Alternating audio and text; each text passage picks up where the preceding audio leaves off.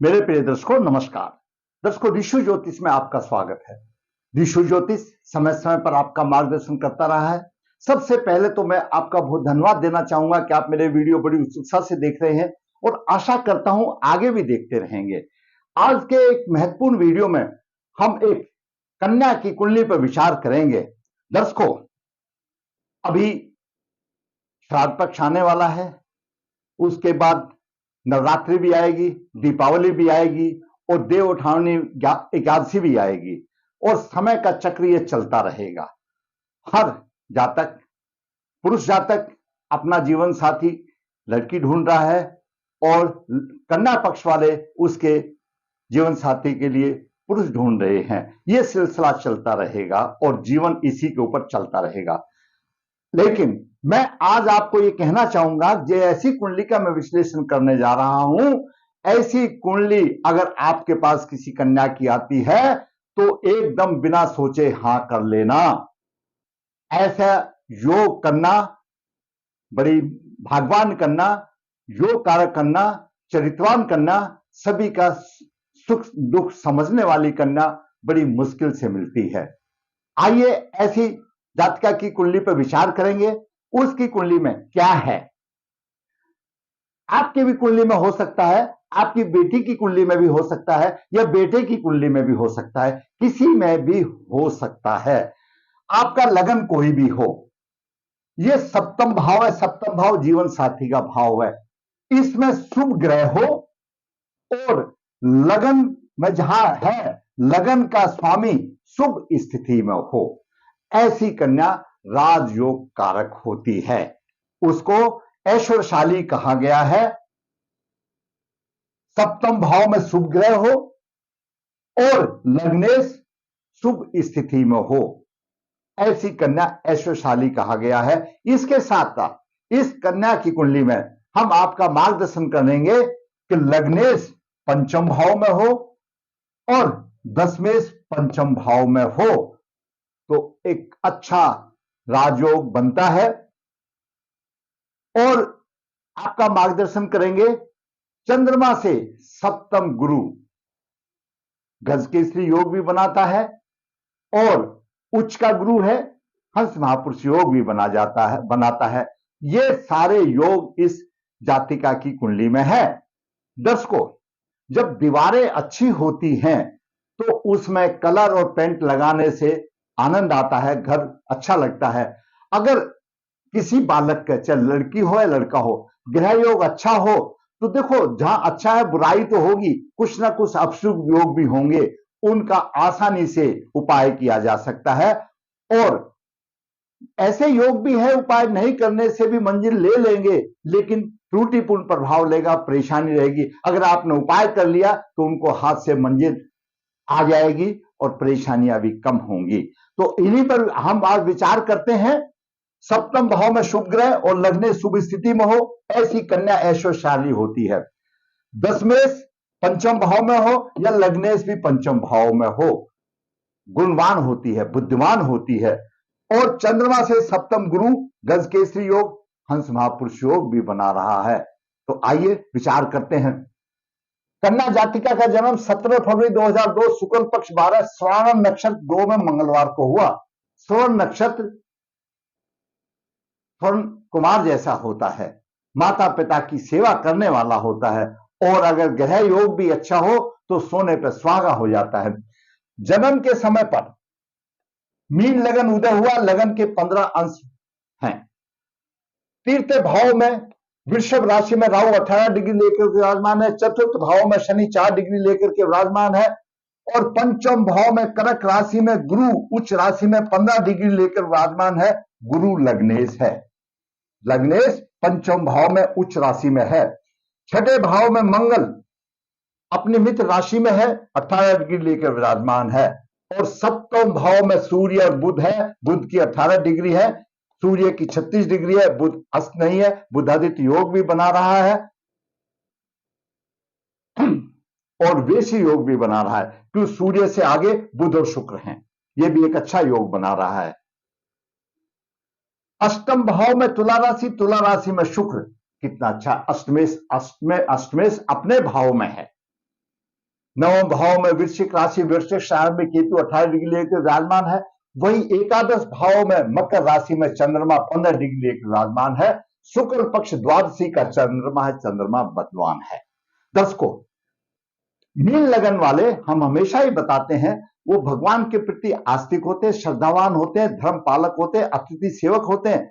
खर्च कम करने की उनकी आदत है। ग्रह विषय योग से खर्चा अधिक भी हो सकता है, ऐसी कोई बात नहीं। वो आत्मविश्वास के धनी है, न्यायप्रिय है और अच्छा व्यवहार करने वाले हैं। उनके साथ अगर कोई अच्छा व्यवहार नहीं करता, लेकिन वो उसको भूल जाते हैं, खुद स्वयं अच्छा व्यवहार करते हैं। बातचीत करने की कला इनकी बहुत अच्छी है। लग्नेश उच्च राशि में पंचम भाव में है। शिक्षा, संतान, बुद्धि का अच्छा सुख मिलेगा। और दशमेश भी है, क्योंकि दशम भाव में धनु राशि है, लग्नेश भी है और दशमेश भी है। और दशमेश जब केंद्र का स्वामी त्रिकोण में होता है, अच्छी उत्साह से होता है, तो ऐसे राजा जैसा होता है, राजकीय गुणों से भरपूर होता है और माता का पूर्ण उसको सुख मिलता है। ऐसा जातक राज सम्मान, गौरव, प्रतिष्ठा और भाग्यशाली सुखी जीवन व्यतीत करता है। लग्नेश यहां से पंचम दृष्टि से भाग्य भाव को देख रहा है, भाग्य की उन्नति कर रहा है। नवम दृष्टि से लगन भाव को देख रहा है, लगन को प्रभावशाली बना रहा है। ऐसी जाति का प्रभावशाली व्यक्तित्व की होती हैं। अब बात करते हैं सूर्य की। सूर्य छठे भाव का स्वामी है और सप्तम भाव में 0-36 डिग्री लेकर के है। सूर्य पीड़ित नहीं है, वह अलग बात है। बुध भी अस्त नहीं है, 18 डिग्री का है, तो मान लिया जाए कि अच्छा योग है, सूर्य पीड़ित नहीं है, बुधादित्य योग बना है। सूर्य से सप्तम में शुक्र है, शुभ बेसी योग जा रहा है, सम्मान पूर्वक योग बन रहा है। अब बात करते हैं चंद्रमा की। दर्शकों, चंद्रमा पंचम भाव का स्वामी और एकादश भाव में है। पंचम भाव का स्वामी एकादश भाव में है। अपने बुद्धि और मनोबल से, जो शुक्ल पक्ष का है, आमदनी को अपनी तरफ खींचेगा और उन्नति, हमेशा उन्नति का ध्यान रखने वाली बात होगी। हमेशा ये ऐसी जाति का ये सोचेगी, उच्च अभिलाषी होगा, भाई मैं ऊंचे की तरफ सोचेगा, मैं किस तरह से जीवन में सफलता प्राप्त करूं, उसकी ऐसी धारणा होगी। अब उसका एम अच्छा होगा, उसका उद्देश्य अच्छा होगा। ऐसा चंद्रमा विदेश योग भी बना देता है। अब बात करते हैं मंगल की। दर्शकों, मंगल द्वितीय भाव का स्वामी है और नवम भाव का स्वामी है और छठे भाव में मंगल है। छठा भाव संघर्ष का भाव है। छठा भाव भी बलवान होना चाहिए। उच्च पद जाने के लिए छठा भाव भी बलवान होना चाहिए। शत्रु पक्ष पर प्रभावी रहेगा और चतुर्दृष्टि से अपनी राशि को देख रहा है छठे भाव में, इसलिए अपना भाग्य की उन्नति करने के लिए अधिक परिश्रम उसको करना पड़ेगा। सप्तम दृष्टि से एकादश भाव को देख रहा है, खर्चा भी अधिक होगा। और अष्टम दृष्टि से लगन भाव को देख रहा है, प्रभावशाली व्यक्तित्व बनेगा, प्रभावशाली सम्मान की वृद्धि करेगा। ऐसे जातक का क्यों छठा भाव ननिहाल पक्ष का भी होता है, थोड़ा सा कमजोर माना जाता है। अब बात करते हैं बुध की। दर्शकों, बुध चतुर्थ भाव का स्वामी और सप्तम भाव का स्वामी है। बुध अपनी राशि में उच्च है। जैसा कि है, सप्तम भाव में शुभ ग्रह और लग्न शुभ स्थिति में हो, ऐसी कन्या यशस्वी बनेगी। माना कि बुध केंद्राधिपति दोषी में है, थोड़ा सा कम प्रभाव देगा, लेकिन देगा, कम देगा। केंद्राधिपति दोषी है तो थोड़ा सा कम प्रभाव देगा। अपनी उच्च राशि में है। जीवन साथी सुंदर और समझदार होगा, बुद्धिमान होगा। ऐसे जातक को व्यवसाय से लाभ होगा और ऐसे जातक को भूमि मकान का श्रेष्ठ सुख मिलेगा। ऐसे जातक का जीवन साथी, क्योंकि ये कन्या की पत्रिका है, उसका जीवन साथी अच्छी नौकरी में होगा। अब बात करते हैं गुरु की। गुरु लग्नेश है, मैंने पहले ही वर्णन कर दिया। शुक्र तीसरे भाव का स्वामी है और अष्टम भाव का स्वामी है। अष्टम भाव का स्वामी शुक्र अष्टम में है, अष्टम भाव में, अपने भाव में है। लंबी आयु, और जब अष्टम भाव का स्वामी अष्टम भाव में होता है और किसी से पीड़ित नहीं होता है तो निरोग रहता है। दैनिक जीवन उसका प्रभावशाली होगा। कुटुंब को देख रहा है, थोड़ा सा कुटुंब में परेशानी हो सकती है। धन के प्रति लगाव होगा, क्योंकि अष्टम भाव गड़ा हुआ धन भी है। अष्टम भाव गढ़ा हुआ धन है, किसी वसीयत का मिलने वाला धन है, बिना परिश्रम किया हुआ भी धन ऐसे जातिका को मिलेगा, बिना परिश्रम से ऐसा जातिका धनी बनेगी। खास बात दर्शकों ये है कि अष्टम भाव भी हमारे गुप्त अंगों का स्वामी है और गुरु भी गुप्त अंगों का देवता है। यानी जिसका शुक्र अच्छा है, शुक्र अगर पीड़ित है तो दिक्कत आ जाती है। यहां पर जातिका का शुक्र पीड़ित नहीं है और बहुत अच्छा चरित्रवान जातिका को बना रहा है, निरोग बना रहा है, जातिका को हष्टपुष्ट बना रहा है, जातिका को सुंदर बना रहा है। अब बात करते हैं शनि की। दर्शकों, शनि दसम और एकादश भाव का स्वामी है और तृतीय भाव में है। शनि काल पुरुष की कुंडली में दसम भाव का स्वामी है और शनि आपकी कुंडली में कहीं से भी अगर दसम भाव को देखेगा तो वह जातक सफल तो होगा, व्यवसाय में प्रतिष्ठा भी मिलेगी, लेकिन थोड़ा सा परिश्रम अधिक कराएगा। ये राजयोग तो है अपनी जगह पर, लेकिन शनि यहां पर परिश्रम कराएगा। अब शनि तीसरी दृष्टि से छठे भाव को देख रहा है। वैसे शनि छठे भाव के लिए रोग शत्रुओं को प्रभावी होगा, लेकिन फिर भी शनि की कुछ नहीं चलने वाली मंगल वहां बैठा हुआ है। मंगल की सुपरलेटिव पावर होती है, शनि से अच्छी पावर होती है। मंगल 18 डिग्री लेकर बना हुआ, लगन के 15 डिग्री है। शनि की यहां पर नेगेटिव प्रभाव कुछ नहीं चलने वाला। शनि सप्तम दृष्टि से दसम भाव को देख रहा है। घरेलू सुखों में यहां पर कमी तो देगी और व्यवसाय में अधिक परिश्रम कराएगा, यह बात जरूरी है। व्यवसाय में परिश्रम कराएगा। ऐसा जातक अगर लोहा और जमीन जायदाद से संबंधित व्यवसाय करे तो उसका, अगर आपकी कुंडली में ऐसा है तो उसको अधिक फायदा होगा। शनि दसम दृष्टि से लगन भाव को देख रहा है। 4 डिग्री है, कोई नकारात्मक प्रभाव देने की शनिदेव की यहां पर चल नहीं रही है, क्योंकि गुरु अपनी राशि को 15 डिग्री से देख रहा है। अब बात करते हैं राहु की। दर्शकों, राहु तृतीय भाव में 18 डिग्री लेकर के मित्र राशि में बलवान है। राहु बलवान है, जीवन में आवश्यकता अनुसार प्राप्ति करने के लिए बहादुरी रहेगा, साहस रहेगा। उसका जो उद्देश्य है, जो उसकी आवश्यकता है, उसको प्राप्ति के लिए वह साहस रहेगा। ऐसे जातक का ऐसा सोचो जैसे तीसरा नेत्र खुल जाता है। इतना जातक चतुर चालाक होता है, जैसे होता है कि भाई इसका तो तीसरा नेत्र खुल गया, ऐसा बात देख लो। तो राहु पंचम दृष्टि से यहां पर सप्तम भाव को देख रहा है। हम हमेशा बताते हैं सप्तम भाव में राहु अपने ग्रहों के योग से हिसाब से तकलीफ देता है, रोगनी जीवन साथी को रोगी बनाता है या परेशानी। यहां पर कन्या राशि है, कन्या राशि के राहु अच्छा माना जाता है। और फिर बुध यहां बैठा हुआ है, राहु की कुछ नहीं चलने वाली है। बुध उच्च राशि में बैठा हुआ है। राहु सप्तम दृष्टि से भाग्य की हानि करने के लिए बैठा है, तो वृश्चिक राशि है, लेकिन गुरु उच्च राशि में उसको देख रहा है, तो राहु की एनएफए कर रहा, राहु की उसमें चल नहीं रही, परेशानी दे रहा है, लेकिन उस परेशानी को गुरु दूर कर रहा है। अब बात करते हैं केतु की।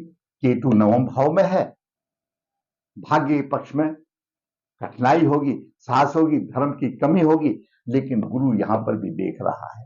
केतु की पंचम दृष्टि लगन पर है, अपना प्रभाव जिताने की कोशिश तो करेगा, लेकिन गुरु यहां पर भी देख रहा है, उसके प्रभाव को कम करता जा रहा है। अपना प्रभाव उसको देगा, 18 डिग्री है, 15 डिग्री है, उच्च राशि का, ऐसा नहीं है कि केतु का प्रभाव नहीं होगा, राहु का नहीं होगा, लेकिन शुभ ग्रह साथ में देख रहा है तो उसकी परेशानी कम हो जाएगी। ऐसे में अगर इन शुभ ग्रहों, उन अशुभ ग्रहों का थोड़ा सा उपाय कर लेते हैं तो अच्छी बात हो जाएगी। अब ये मैंने स्थिति रही। अब देखिए, आज का वीडियो था सप्तम भाव में शुभ ग्रह और लग्नेश शुभ स्थिति में। सप्तम भाव में बुध शुभ ग्रह है, लग्नेश अच्छी स्थिति में है। जब लग्नेश अच्छी स्थिति में होता है तो सभी का दोष अपने आप दूर किया। क्यों? लग्नेश कुंडली का संचालक है। गुरु से सप्तम भाव में चंद्रमा है, शुक्ल पक्ष का चंद्रमा है। चंद्रमा से सप्तम भाव में उच्च राशि का गुरु है, गजकेसरी योग भी बन रहा है। और चंद्र लगन से गुरु की स्थिति यहां पर आ जाएगी सप्तम भाव में, तो हंस महापुरुष योग बन रहा है। ये कितने अच्छे योग बन रहे हैं। हंस महापुरुष योग बन रहा है, गज केसरी योग बन रहा है, किसी चीज की कोई कमी नहीं है। थोड़ी सी कमी है, हमेशा कुछ ना कुछ तो कमी कुंडली में होगी। सर्व पूर्ण संपूर्ण तो कोई भी ना जातक है ना जातिका है। चंद्रमा बाहर है राहु केतु की बेल्ट से, आंशिक काल सर्प दोष है। आंशिक हो या दोष हो, काल सर्प दोष। और ये भी एक बात है दर्शकों, जिस कुंडली में काल सर्प दोष होता है वो लोग आगे बढ़ते हैं ग्रहों की स्थिति अच्छी होने से। अगर क्योंकि काल सर्प दोष ऐसा होता है कि 6 भावों में ही ग्रहों को क्लोज कर देता है और उसमें कोई ना कोई योग बन करके मिल जाता है। आंशिक काल सर्प योग है, राहु के चंद्रमा से अंश है, गुरु की दृष्टि है चंद्रमा पर, बचा रहा है। राहु भी भाई थोड़ा सा नुकसान तो कर रहा है, तो राहु के उपाय करने चाहिए, काल सर्प दोष निवारण करना चाहिए। बाकी इस जातिका का न गुरु पीड़ित है, न शुक्र पीड़ित है, न बुध पीड़ित है, कुछ भी पीड़ित नहीं है। थोड़ा सा यहां पर है, और वो तो देखो शुभता के साथ थोड़ी बहुत तो अशुभता है कि 9 ग्रह है, कोई ना कोई तो दुख तकलीफ देगा, लेकिन वो ना के बराबर है। राहु की महादशा 20/5/2015 से 20/5/2033 तक रही। इसी समय में जातिका ने हंस से संपर्क किया। इस जातिका की आयु कितनी है? अभी 21 साल है। जब उसने देखा इस दशा में कहीं शिक्षा धन में कुछ परेशानी आ रही है, परेशानी ग्रह तो अपनी परेशानी देगा, वो साधारण उपाय दे दिया। जैसा मैंने पहले ही बताया, अगर दीवारें अच्छी हैं, गृह योग अच्छा है, उसमें थोड़ी सी तकलीफ है, तो उसका उपाय किया जा सकता है और एक 100% उपाय होता है और उसका फल भी मिलेगा, क्योंकि ये एक छोटी सी बात है। काल सर्प दोष अपने आप में पितृदोष माना जाता है। इस जातिका की पितृदोष निवारण, काल सर्प दोष निवारण की और उसकी राह अभी आसान हुई है। दर्शकों, मैंने आज आपके सामने एक कन्या जातिका की कुंडली में, जो कि होनहार बालक है, सभी सुखों से संपन्न है, सभी सुखों से संपन्न है जातिका का, और एक अच्छा राजयोग है। अच्छा राजयोग मैंने आपको बताया, क्योंकि दसम भाव का स्वामी पंचम में है, केंद्र का स्वामी त्रिकोण में है, और सप्तम भाव में शुभ ग्रह, ये मैंने आपको ऐश्वर्य बताया।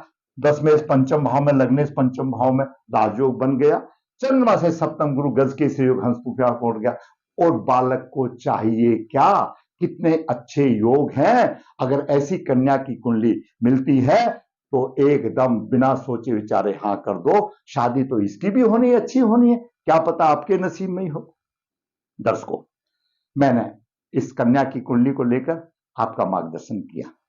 जैसा कि मैं हमेशा बताता हूं, ऋषि ज्योतिष नर्मदा जी के तट पर है, जहां पर काल सर्प दोष पितृदोष पूजाएं की जाती हैं। जो इच्छुक है संपर्क कर सकता है। ऋषि ज्योतिष हास्य पत्रिका लिखता है, जो इच्छुक है लिखा सकता है। ऋषि ज्योतिष कन्या भाव के लिए गुणमिलान बिना किसी शुल्क के रासान के लिए भेजता है, जो इच्छुक है फायदा उठाने की। एक बात और कहूंगा दर्शकों, अगर गुरु उच्च का है, अगर आपने गुरु से कारत कर माता पिता उनकी आपने सत्कार नहीं किया, तो गुरु भी फल देना बंद कर देगा। अगर शुक्र अच्छा है, अगर आपने चाहे अपनी स्त्री होने दो, मां होने, बेटी होने दो, उनका अगर सम्मान पूर्वक नहीं किया, तो अच्छे ग्रह भी अशुभ फलदायक बन जाते हैं। इसलिए कारत कर्म को मत भूलो। दर्शकों, फिर कहूंगा, आपको वीडियो अच्छा लगा तो लाइक करें, शेयर करें, और जिसने मेरा चैनल सब्सक्राइब नहीं किया सब्सक्राइब करें। धन्यवाद।